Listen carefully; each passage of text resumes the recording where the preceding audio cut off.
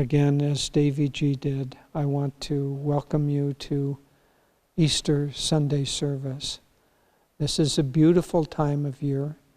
In the midst of darkness and despair, the resurrection of Jesus stands as an eternal symbol for the hope and the permanence of God that resides behind every up and down in life.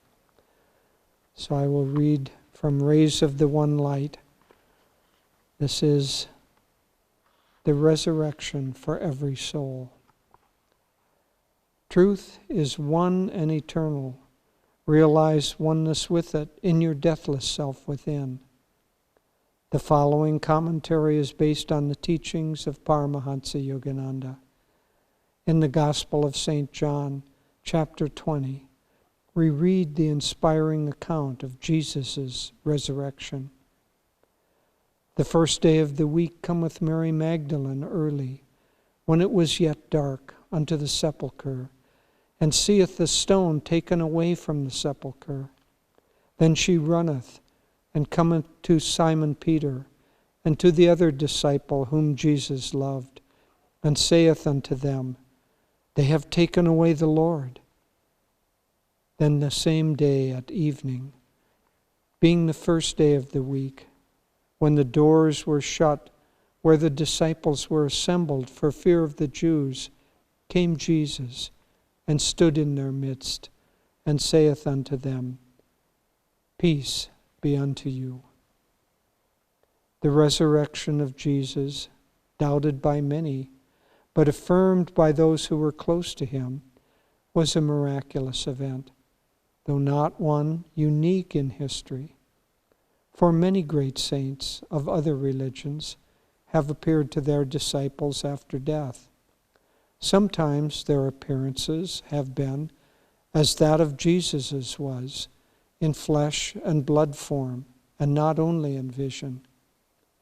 Paramahansa Yogananda relates in Autobiography of a Yogi the account of his guru Sri Yukteswar's resurrection after his earthly passing.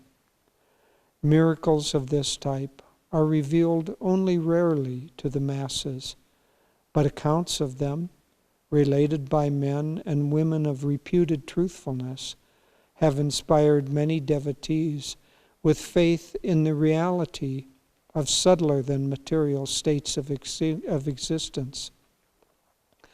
Resurrection, Yogananda explained, means transformation, ultimately from any lower state of being to a higher one. Worldly consciousness cannot imagine such transformation except in terms of, perhaps, an improvement of the present mess of pottage with the addition of a new flavoring. Divine consciousness, however, is capable of taking the base metal of worldliness and transforming it into the spiritual gold of divine wisdom and love. In keeping with this truth, the Bhagavad Gita in the 9th chapter tells us, Ah, ye who into this ill world are come, fleeting and false, set your faith fast on me. Fix heart and thought on me. Adore me. Bring offerings to me. Make me prostrations. Make me your supremest joy. And undivided unto my rest, your spirits shall be guided. Thus, through Holy Scripture, God has spoken to mankind. Om,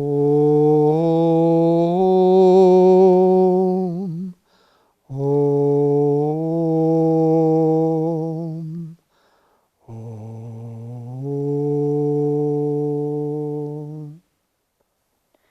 Well, good morning once more, and happy Easter to each of you, wherever you are.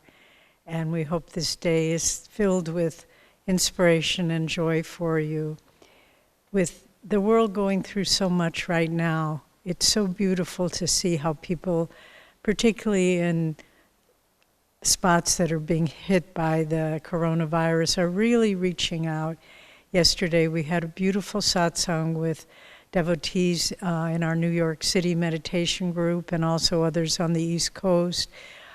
Later this week, we'll be having satsang with our devotees in Mumbai. And then also we will be talking with our center leaders throughout India. And we just got a request from one of our center leaders in Moscow if we would do a satsang. So what it makes me feel is that we are all united in the light. And with our Thursday morning satsangs, our prayer vigils where we're sending out that affirmation, it's on a certain level, I think we will remember this time as a time of great blessing and opportunity. And so let's begin.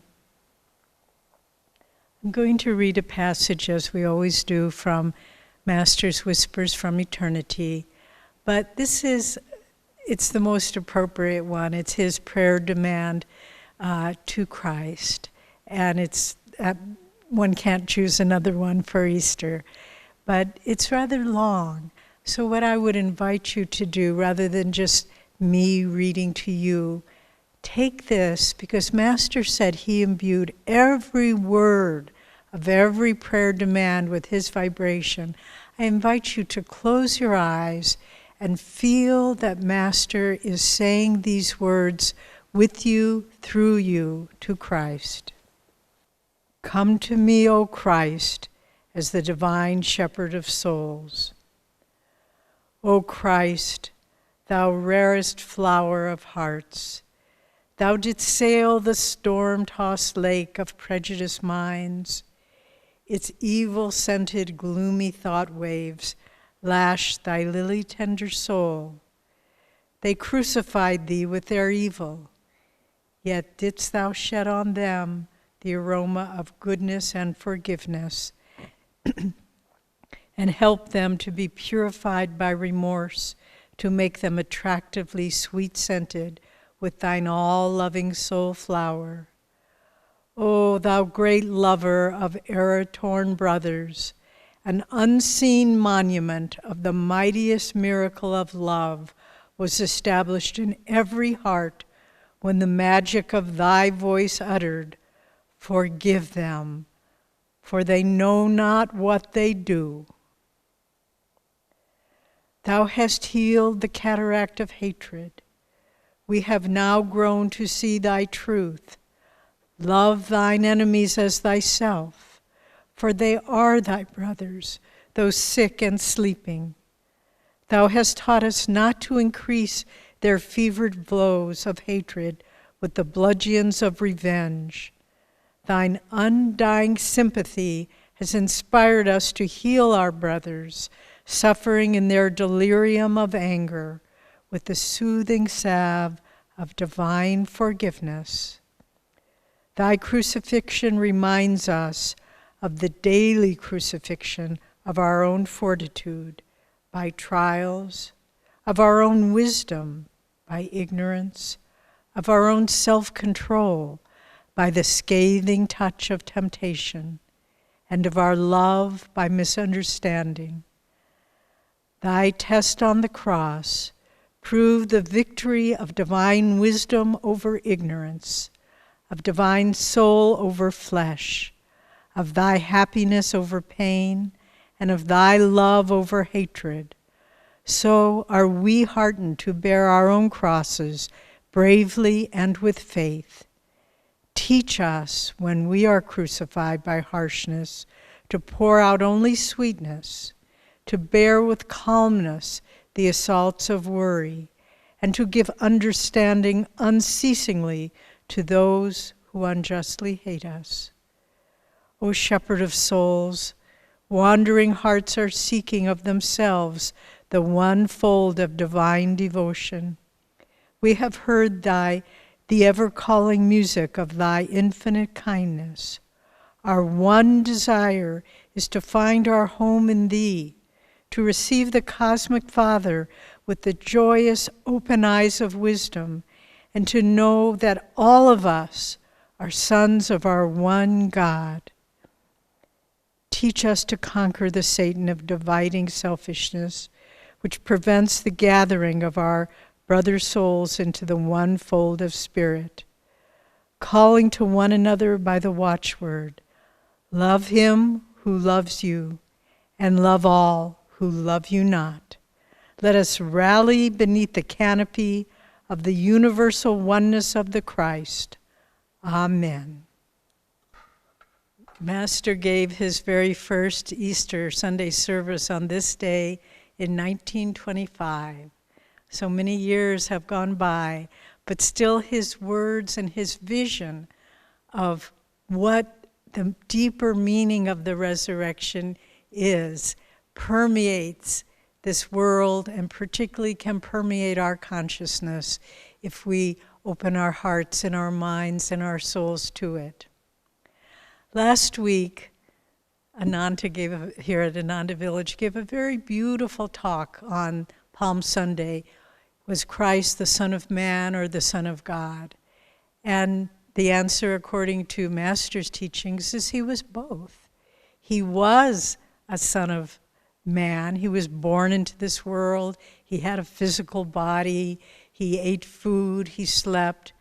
But he was the Son of God also, and more importantly, because his consciousness was united with the consciousness of his Father, Mother God.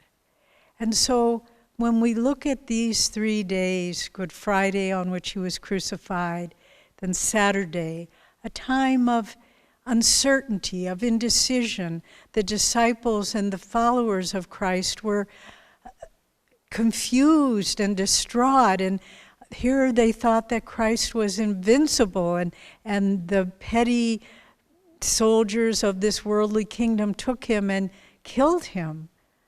But now we come to Sunday, the resurrection, and really we need to understand that these 3 days, just as Christ was both the Son of God and the Son of Man, that we too are both. And these 3 days are not separate events. Yes, the horror of the crucifixion, the miracle of the resurrection, but truly they are a process.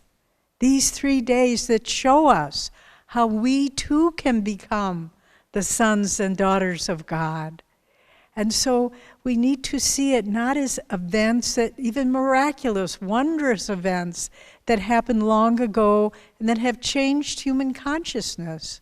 But we need to understand they are demonstrating for us what the process itself, to face our trials with courage and strength, not to lose our faith when darkness seems to be enveloping us and the world seems to be filled with uncertainty, but to affirm with our faith and our strength that God is in charge. And then comes the resurrection, and this is for each of us. Master spoke in that Whispers, the daily crucifixion of our wisdom with ignorance and our faith with doubt, the daily possibility of resurrection in our own lives. And all the great masters, Jesus, our line of gurus, every great enlightened being, they all come to show us how we can become resurrected ourselves, how we can become reborn in divine consciousness. In Swami's marvelous book, The Promise of Immortality, he gives an analogy of how the saints, what they are like in the world, the great masters. He said they are like a beautiful wide window, and they bring us 3 things. First, a beautiful window gives you a huge panorama, a vista of the possible.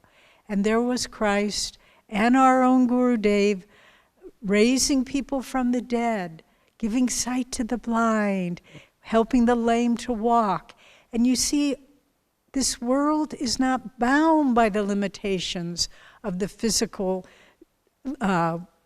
reality, that the physical reality is a mere shadow of the truth of spirit. And so with this beautiful window that's opened up for us, we too say, oh, this is possible. maybe I can even change. Maybe I can even be better than what I am right now.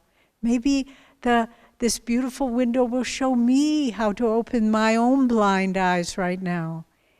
And so then the window, Swami tells us, of the saints, gives us a beautiful, broadened perspective. It also brings us light. The light comes in that beautiful window. And what is that light? It's the consciousness of these great masters, that if we are sincere, if we reach up to them and say, help me, I want to be more than I am, that light comes to us. And look what Christ did. He took Matthew, one of his disciples, who was a tax collector, a very materialistic man. He transformed him.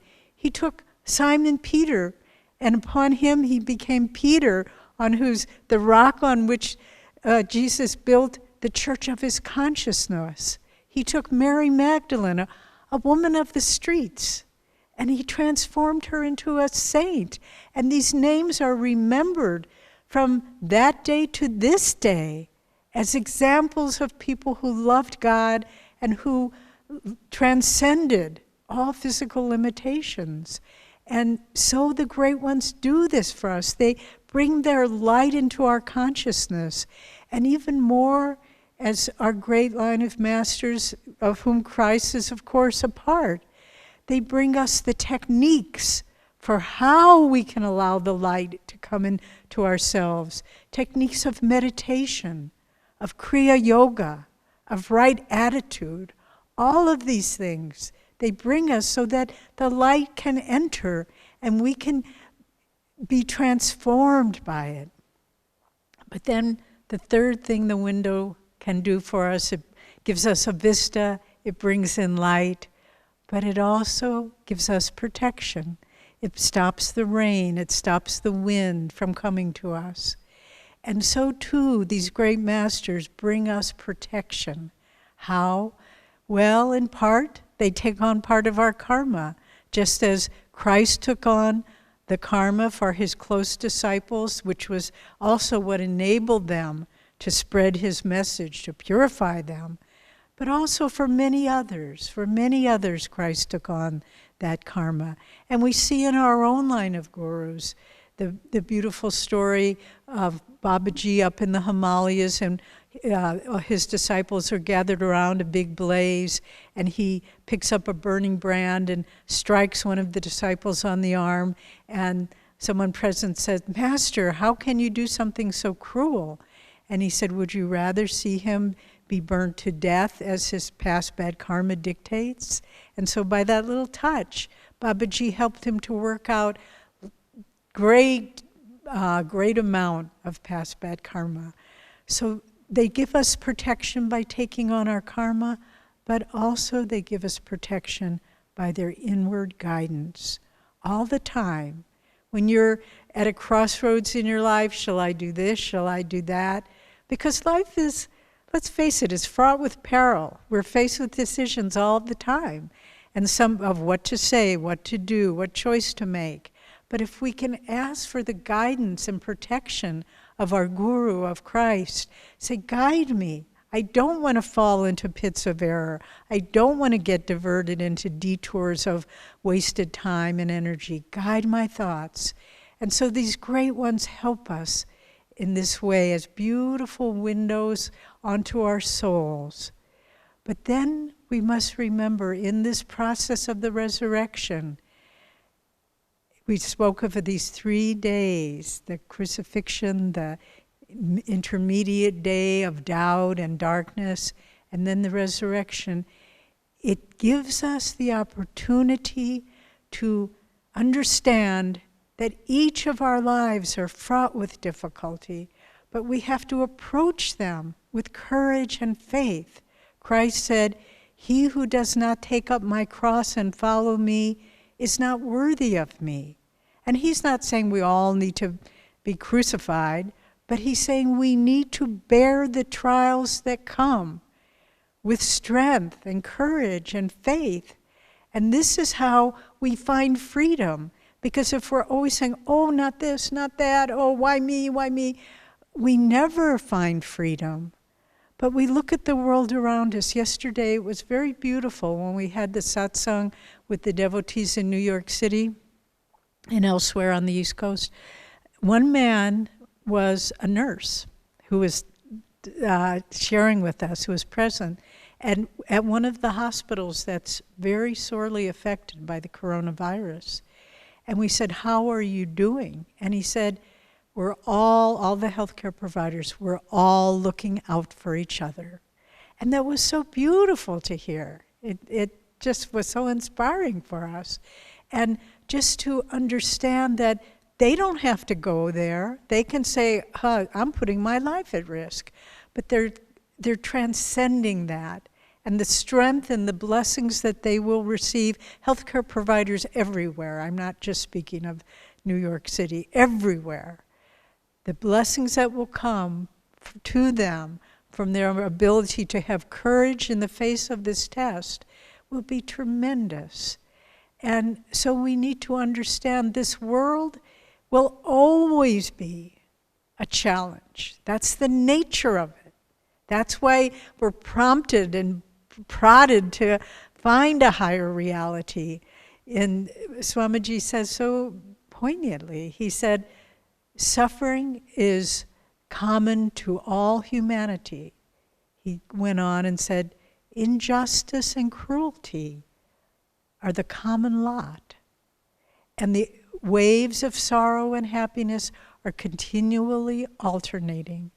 And so if this is the material that we have to work with, we need to understand that, okay, this is what it is. It's not going to get better than this. I know for many years as a young girl and a young woman, I would look at the injustices in the world and I would shake my fist at God and I would say, how can you allow this? Such cruelty, such injustice. But then as time went on, it wasn't that I became indifferent to it or inured to it, but I began to understand, don't expect more from this world. That's why we're seeking something better, an inner state of consciousness that is unassailable to the vicissitudes and the suffering of this world. And that's the message of what our true taking the cross and following Christ means. That if we want to have freedom, we need not to be afraid of whatever comes. And to have courage and faith that God will see us through. And if we can do that, we find tremendous blessings and tremendous freedom. And then finally, we need to understand that resurrection is really ultimately of the soul. Yes, Christ's body appeared after his death, but remember, after that day of uncertainty, when Peter denied Christ 3 times, as Christ prophesied that he would. But then, after that day of uncertainty on Sunday, they gathered together, his close disciples, in discipleship, not in denouncing or, well, that didn't work out so well, but they gathered together in faith. And when they did that, what happened? Christ appeared to them. In their faith, in their gathering of devotion and love for their master. And Christ said, peace be unto you.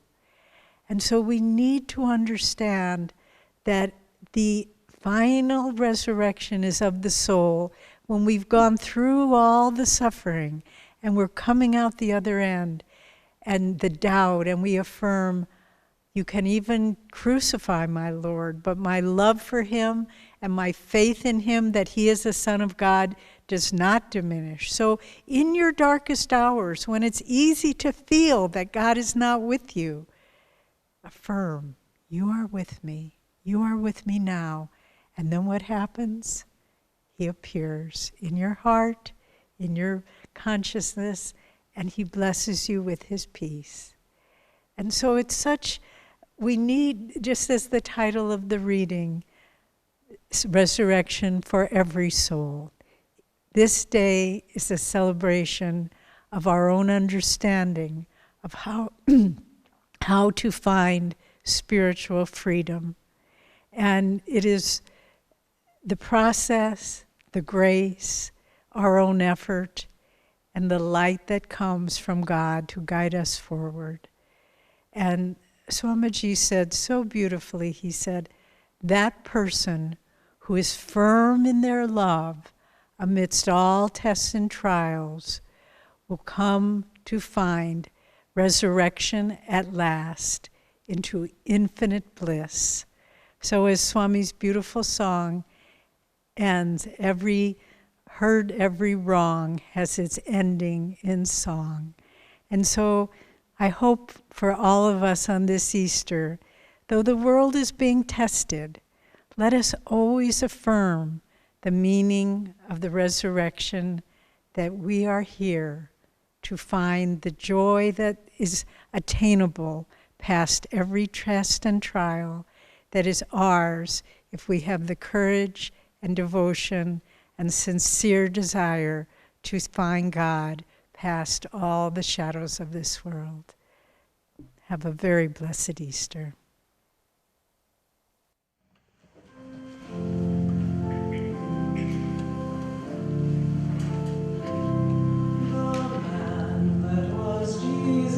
Had shown his pure form upon a high mountain. He stood transfigured, transfigured,